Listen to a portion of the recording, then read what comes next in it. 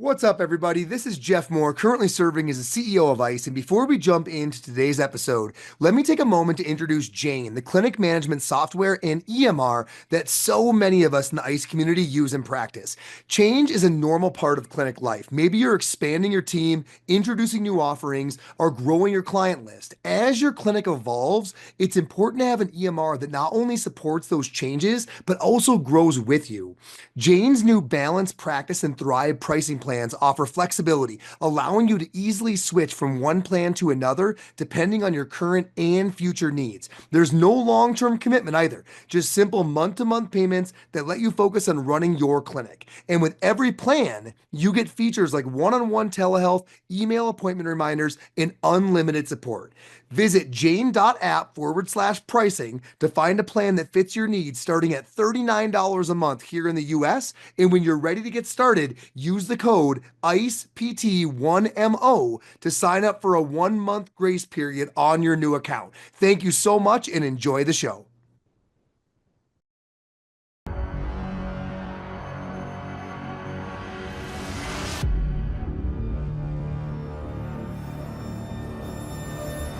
You are famous for hating the thumbs up emoji. What is it about the thumbs up emoji that is so problematic? I am so thankful for that question because I think it is the most lazy way to communicate. And one of my passions about teaching is connecting with others. Yeah. And that is such a shallow connection. It's basically like saying F off. Imagine, like I'd rather someone give me the finger, that will make me smile. But if you give me the thumbs up, that is a really insulting gesture to me. You just hate me or you just are done with me for that day. It's the default one and you feel like go find one that actually suits the conversation? You definitely know that's the reason. Yeah. I want someone to put effort into communicating with me. Emoji and or vice otherwise. Versa. Yeah, emoji or otherwise. And if it's shallow and just lazy, I don't really want to connect with you. We'll just skip it. Yeah. So glad we unpacked that. Thank you. Give the audience a little bit of background on what it is you do here at ICE Physio, and then chat too about clinically kind of what your weekdays look like. Okay. So I'm the division lead of Extremity Management, honored to serve. We have a mighty team of some of the most authentic humans you'll It's a cast of characters for ever sure. meet. Yeah. Yeah. You are bound to laugh at our course and go on some kind of random outdoor adventure with our team. And so I'm just so grateful. They're across the country and they're just a bunch of wild animals, really. Yep. And that's how we prefer it, but very smart. Some of the smartest people that you'll meet and very humble about it. And I think that's really special and unique to our extremity management team. Yeah. And you all are teaching a ton. I mean, Extremity is being offered. If you look at growth of courses at ICE Physio, Extremity has to be at the very, very top as far as overall quantity. What are you personally doing? And then I know you don't have this number in front of you, but how many times do you think Extremity across your whole team is offered nationwide in a given year? So we offer between 20 and 30 courses a year. And we've been doing that over the last 5 years. And this year we really have seen a zenith of lots of sellouts. And I think it goes back to you kind of advise me on, do you laterally grow first knowing there's going to be some really like more shallow numbers? And that happened a couple years ago. But what was cool about that is we really covered East Coast to West Coast. Like we went to Alaska, we went to Nevada City, we were in Florida, we were in Midwest. Like we really, truly, we went up north, went everywhere.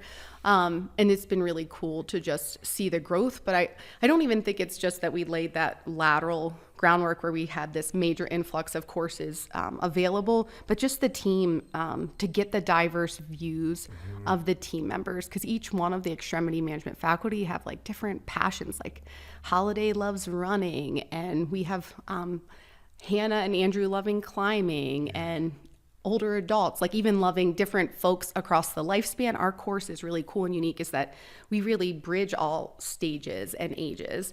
We say from 4-year-old to 99+-year-old, like extremity management serves, and our principals serve across settings as well. And so I think that's the other part of that growth piece is that you can be in home care, outpatient, acute care, and still take our course and have really great takeaways to make your practice change on Monday for the better. I love that. And then speak a little bit clinically what you do, just to make sure everyone's aware that you're kind of operating in both spaces. I mean, you're teaching a ton on the weekends, but then during the week as well. Yes, I usually do 18 to 20 weekends a year. And then I am in the clinic at Onward Wilmington. So I'm the owner and primary PT there at the moment. So Onward Wilmington is actually in Newark, Delaware, which is a little town that I live in. It's a college town, University of Delaware. I can actually walk. UD, yeah. I can walk to work. I'm 0.6 miles away. I'll never forget when I was telling Jeff that I wanted to walk to work. He says, "You want to ambulate to work." I'll never forget that. And I said, how often do you actually ambulate to work? I was hoping you weren't going to ask here that we are. twice. And the 1 year anniversary is this weekend. Yeah, the 1 year anniversary. Cool. 2 out of 365. Good decision made. So it's because I always have laundry or something, some kind of paper product to bring to the clinic. So I don't want to walk down Main Street like that. But anyway, so I serve mainly CrossFitters are my avatar patient. I started, so Drive PT LLC was my original practice. Now I'm doing business as Onward Wilmington. I had been doing that for 7+ years out of CrossFit Bear.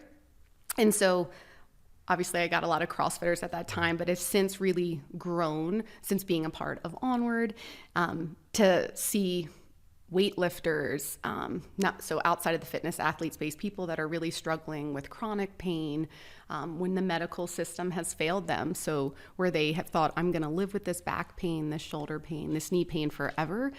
We are there to serve them and reframe that mindset and show them that really, they don't have to accept that. And so that's been really cool to see Newark's health changing already.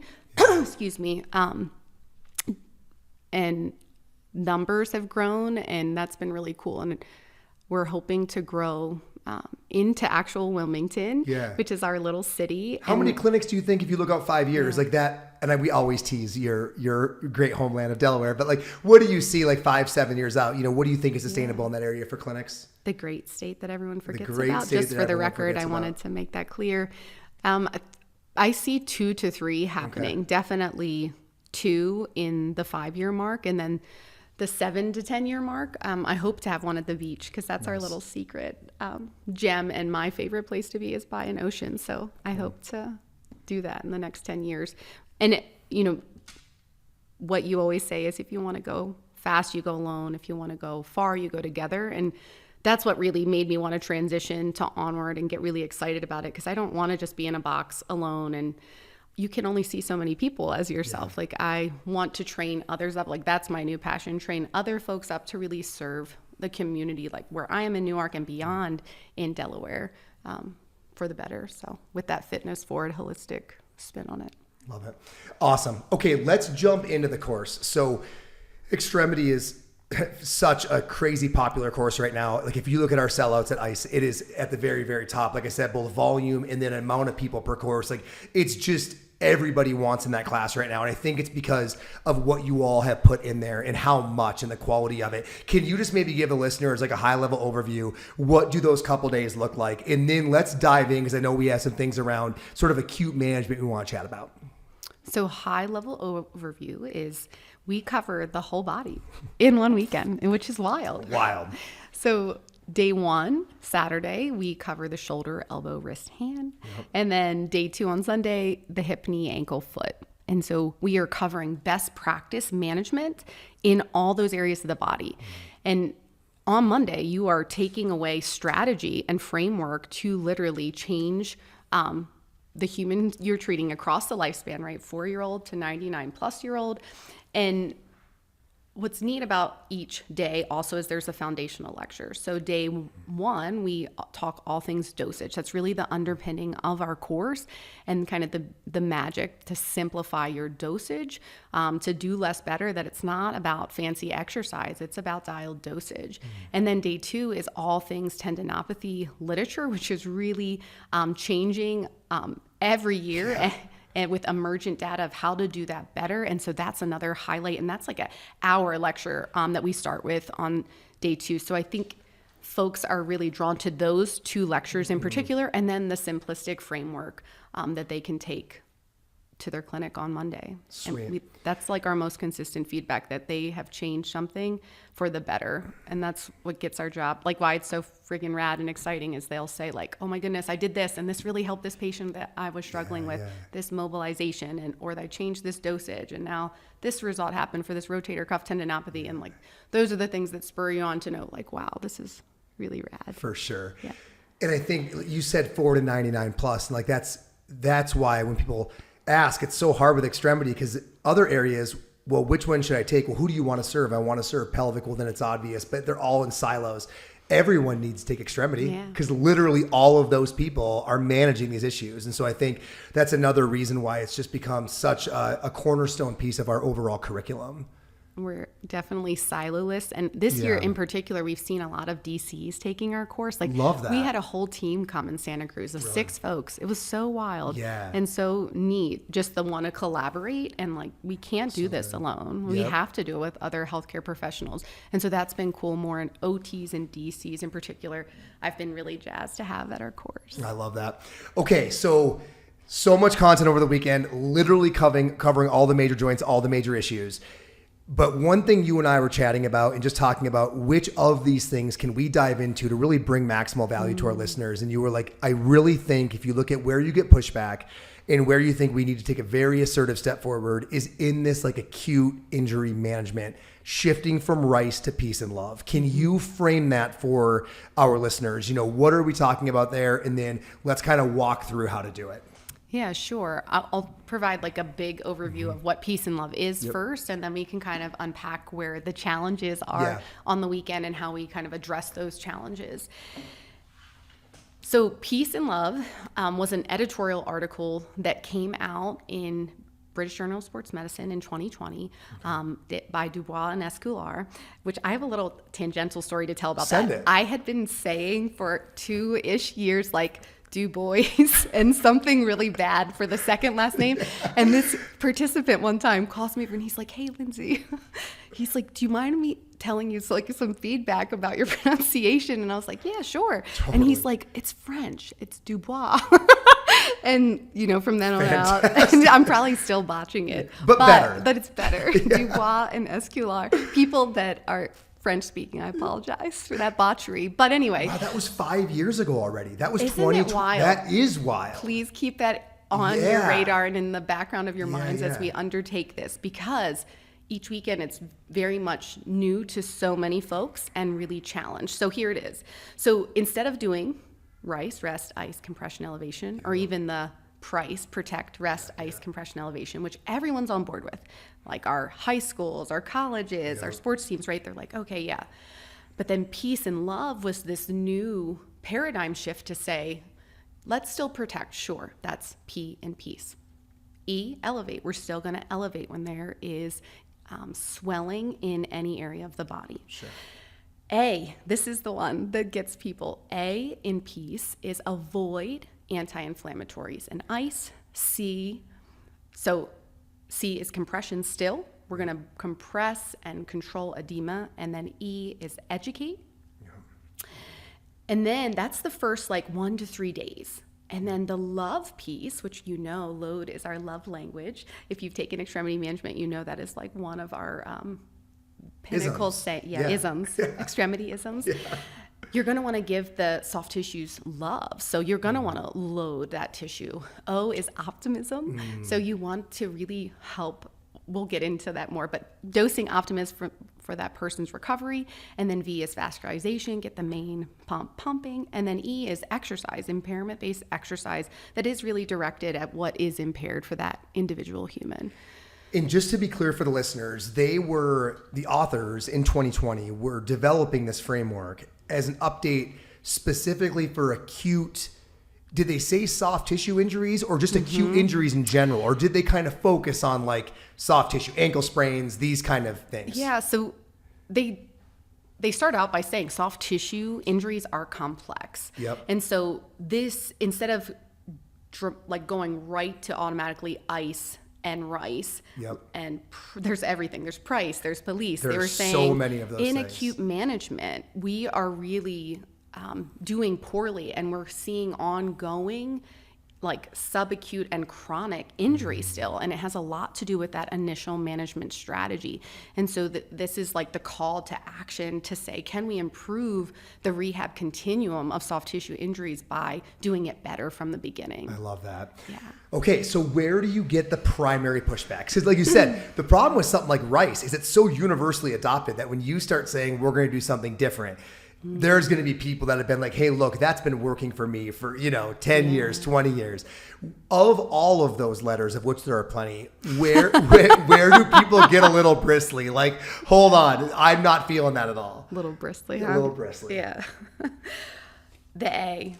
Folks are really challenged by the A, the avoid anti-inflammatories and avoid ice. Those two.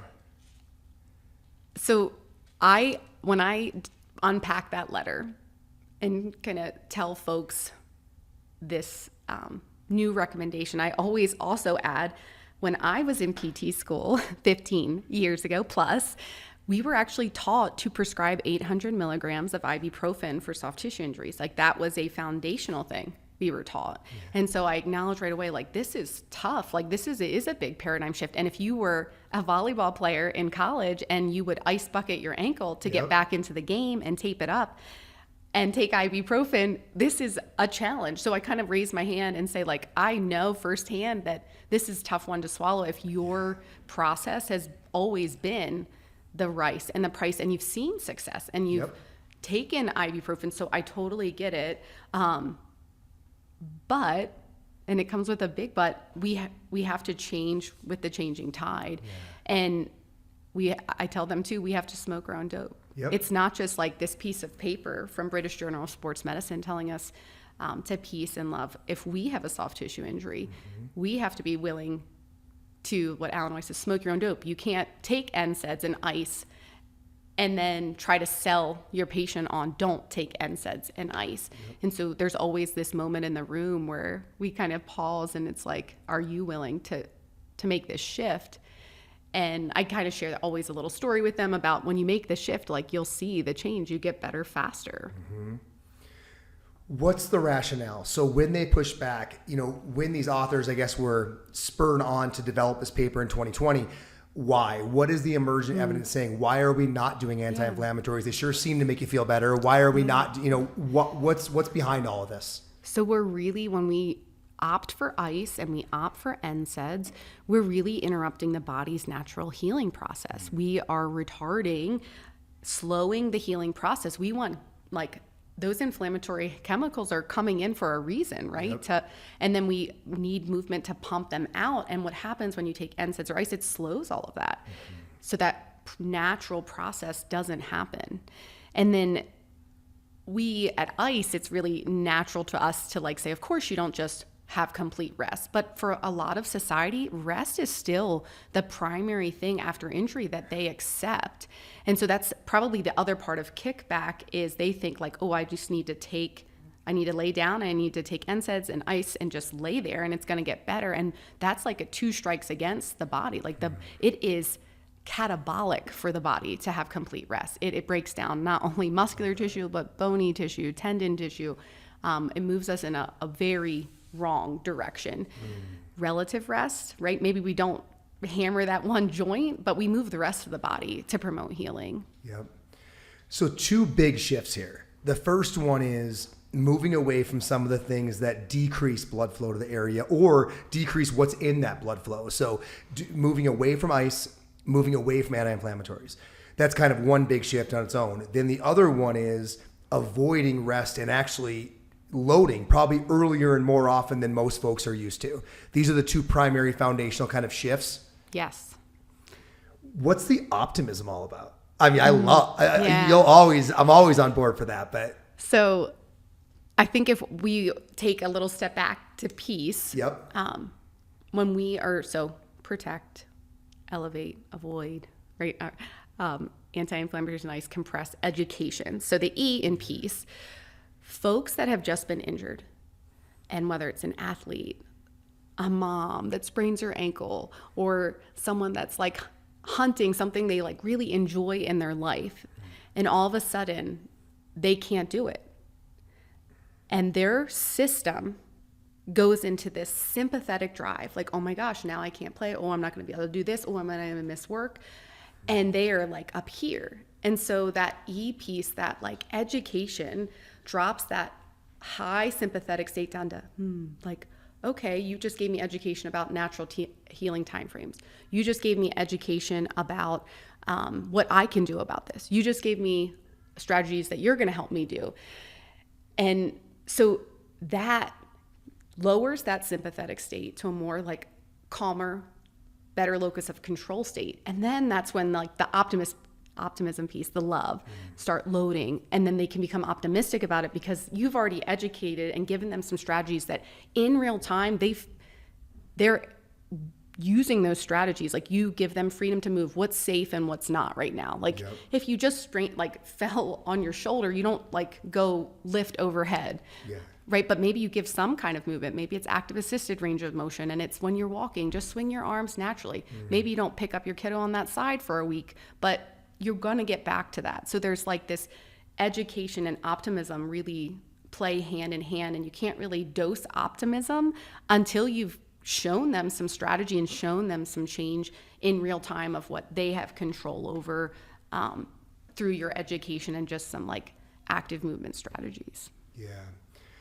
I love that, because we've seen the same stuff in the literature around chronic spine pain and this need acutely to get them away from like rumination and going down that kind of negative cycle. Because man, once they're spinning over there, if you can just budge them over here, hey, in a couple days, you can expect this to get better. Here's a couple things you can do. Like, it's unbelievable, that empowerment of like, hey, I'm going to go in the right direction, how much that changes that trajectory. Yeah. And then there's that natural, like, little dopamine, like they see the change, and then that loop happens because they'll ask, well, what else can I do? Because the bind's there. And we say this at all of our courses, but like, you can't tell the patient, you have to show them. So if you've just educated on a strategy that is going to give them more freedom of motion, have them like retest what, if it's the person with shoulder pain that's like guarding their arm to their side, and you say, well, can you just let your arm down at your side and not guard so much? Like, you're holding your body like a splint. That's going to cause like neck symptoms. It happens all the time where patients say, now my neck's starting to hurt, and now my elbow. And there's like this sequelae that happens just because they're not moving it. So just that freedom, that education, freedom to move, and then you let them move, and then they're like, oh yeah, that actually feels better to let my arm at my side. So then they're willing to like then buy into a couple exercises, and then willing to buy into, well, like, I'm not sleeping really well, like what can I do for that? And then you can give them some sleep strategies and like hygiene things. Don't have your phone right before bed, right? Don't eat a big spicy meal, or those kind of things you can start getting into, and they ask for it. It's amazing 5 years later that you're getting so many people in classes where it's like, I've never heard this before. That part really is wild to me. Crazy. Every weekend. And I really emphasize, I was like, this is not new. No. This is 5 years old at this point. And, one thing that we need to acknowledge is that we don't have a high level RCT or systematic review saying peace and love is better than this rice. Is editorial overlaying some evidence. And so I totally understand like academicians and then people that are mentoring students, like that's the other probably kickback piece where they'll say, well, what about this? Get a little haughty on their high horse. That's why I'm not an academician anymore, because I was sick of the haughty. It's out there. I did that. But clinically, this is supporting what you're seeing. Because you're treating a lot of folks that are coming in direct. You're probably treating mostly people that are coming in direct access in early injuries. It is wild how much quicker folks get better. I wish we could do a study nationwide. We probably could. We probably need to do that. We could. Should do this. we? I don't know. Let's add something else to our plates. That sounds good. But it needs to be done to show. Like, it would be so cool to have people do like rice and then take anti-inflammatories and then see, what happens when you do that peace and love and you stay active and you have a good mindset. Just the healing trajectory.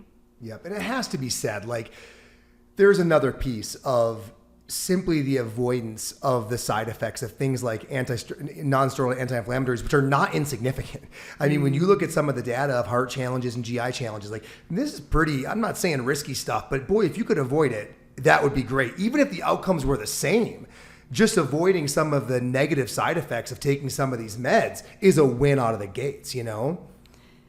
Yeah, it makes me reflect on just like deeper societal things that I think we're challenged with, and it's that we want to be comfortable. We want things like done for us and to us versus like what can we do about it? Yeah. And so the peace and love is a real shift of like, this is what you have to do. The ball's in your court. Let's do it. Versus like, here, take these NSAIDs and ice and lay there. Yeah. You know, and that contrast, like you have to do something about it versus the just lay there. And it's hard for me to relate and be empathetic to the just lay there folks. I can feel that. Yeah. You felt the judgment through the mic. Good. For sure. Yeah. And I'm sorry. I'm not sorry because our nation, like they just, that's getting way too deep, but like that craving for comfort. And one thing I'll say to folks, because we never want to break alliance. If they're already on NSAIDs, it's, you know what, I want to turn on your body's natural medicine cabinet. Like that's our job. And so these are the strategies that are going to help do that. So our goal would be to get that dosage lower because of those risks, because it actually slows the healing process. I want you to get better faster. And so showing them like about, if it's an ankle sprain, about on the assault bike where you just like go 30 seconds, hammer it wild, and then move their ankle again and see, wow, like actually that feels a little better. Yeah. That's like the show me moment, and like shows that shift that like you don't have to just rest. You don't have to just take NSAIDs. But we can't break that, to get back to the main point, we can't break alliance. So I'm not your mom. I have 3 kids. I always say that. I'm not going to mom you. I have enough momming. Yeah. But I want you to know that like your own body can heal you. I love it. And before we depart the topic, I'm so glad you just said arm bike because it reminded me, speak a bit to vascularization because that's a brand new term in kind of all of this space. So just clear that one up before we jump off the train. Yeah, so for that second piece of love, vascularization is like get the main pump pumping, like the whole body moving. That is what helps systemic blood flow and cycling of local inflammation. Like that is how we heal folks, is making like, and any low grade systemic inflammation that is hanging out, like just meeting physical activity guidelines. So a lot of times, even if they can't handle the high intensity arm bike or assault bike, it's let's just go take a walk. Like let's meet the 30 minutes, right? We want 150 to 300 minutes of total physical activity at that moderate intensity across the week. So let's figure out how to do that. Maybe it's just 10 minutes at a time, 3 bouts during the day, but that's just going to lower that inflammation hanging out in your tissues. Imagine laying on the couch for that 30 minutes letting and it like all just pool. Yeah, just sitting there, just maloo, gross. Yep. Versus like, wow, take a walk in the sunshine, like connect with your friends, laugh with your friends, like those things that like that's really, I think, the underlying secret sauce of like extremity management is like, how do you give the human locus of control to like enjoy their world more? Man, I used to treat so many spine patients, and they speak to this in the spine course, but nothing used to blow my mind more than somebody with a hot cervical ridic whose arm we would support either with taping or a sling or just pull something up so they could rest it on there, have them sit on a bike and do intervals with their legs. In 10 minutes, they're like, dude, I feel like 15 to 20% better. Like it's not gone, but I feel significantly better. And I'm sure it's a combination of internal opioids that are being released along with vascularization. But dude, some movement wherever you can get it is gigantic. Yeah. And I like that you said not all the way better, because peace and love doesn't say your pain's going to go away. Totally. Right. And I'm honest, if people are really set on ice and NSAIDs, like, yes, it is going to dampen your pain no for doubt. sure. Yep. But it does come at a cost that it's going to slow the whole process. Yep. And if they want those things anyway, I'll say, okay, well, let's just move along with the rest of the peace and love. Let's still move. I love that. You know, like what a clinician answer. You know, it's so easy to be like, it's like, no, it's not. Like a lot of times patients are like, I'm not at all comfortable not doing this. Fair enough. Yeah. We're going to get this 40 to 60% of it done then. And that's going to be a hell of a lot better than zero, you know? Any other words of wisdom for clinicians who are listening to this and maybe like in your class, hearing it for the first time, where they're like, wow, I've been doing the one thing for a while, but a fair amount of that makes sense. Anything tomorrow when they see their patients who come in with a really fresh injury, a couple narratives of the patients, things they should do differently, where should they start to make this sort of shift? It's a big one. I have a couple divergent thoughts. So can I share my first one, and then you remind me to share about post-op, how it's different. You'll pull me back. Come right back to here. Yep. So kind of the first charge I would say is keep like a graphic of peace and love up in your clinic. This is an open access graphic where they literally just have the peace and love acronym and a little picture beside it, and it unpacks what each one of them is. So like your waiting room, wherever you keep things that start conversation, you could even put it up in your community. But what I'd really challenge you, not just in your clinics, like tell your family, tell your friends, tell your kiddos, like put it on social media, put it out there. Like that this is the shift, because the shift doesn't happen unless we're doing it, unless we believe in it. And like it really does start in our direct little tribes. Like my kiddos, and this is a little off track, but like if they have a headache or they've like just hurt something, like they'll come to me and they'll be like, Mom, and this is for the headache, I've tried my chin tucks, like I went for a walk, I drank water, can I have ibuprofen now? Because they know like I'm gonna say like there's other strategies first. Let's try those. That are active for your body. And then like, okay, we can use some palliative, like some care to help you feel more comfortable. But ultimately, like, let the body heal itself. So put it out there in the community, like try it in your direct sphere, you and your family and friends, because then it's easier to sell when you see the change. You cannot sell what you're not doing ever. Totally. And I love the idea of the graphic, because it's so much easier. It's a little bit, this can be pressurizing, like especially if the information is sort of like challenging someone's beliefs. But man, when you can say, hey, one of the new ways people were going about this, it looks more like it's a much more decompressed, hey, this is what's coming out. They can follow along. You can unpack different areas. I used to do that all the time with other conversations, especially around like findings on MRIs and stuff. And boy, did I find it helpful when it wasn't me going like this. It was more like, hey, this is kind of what's coming out. It just feels better sometimes. And it's cool because they're asking you, if you have it up there, like, what's this about? Yeah. And you're like, yeah, let's talk about that. I love it. So one thing to bring you back. So one thing that we can do differently in clinic tomorrow is put that graphic up and begin talking about it to your inner circle. Become a person that actually follows this kind of stuff. Any other things when a patient comes in fresh that you think that should be done, or is that a really good starting point in and of itself right there? I think that's a really good starting point to just say we really are shifting away from rest and using anti-inflammatories. Those two things are more catabolic for our tissues. Let's push people towards movement and helping heal themselves. So I'd say those are the big takeaways. Avoid stopping your body trying to help you. Let the blood get in there. Let it have all the things it needs. Optimism, education, vascularization, so many ways to expedite not only the healing, but to improve the long-term and the stability of that long-term outcome and the robustness of it once it shows up. Peace and love, not rice and price. For sure. Dr. Lindsey Hughey, thanks so much for being here. Thanks for having me.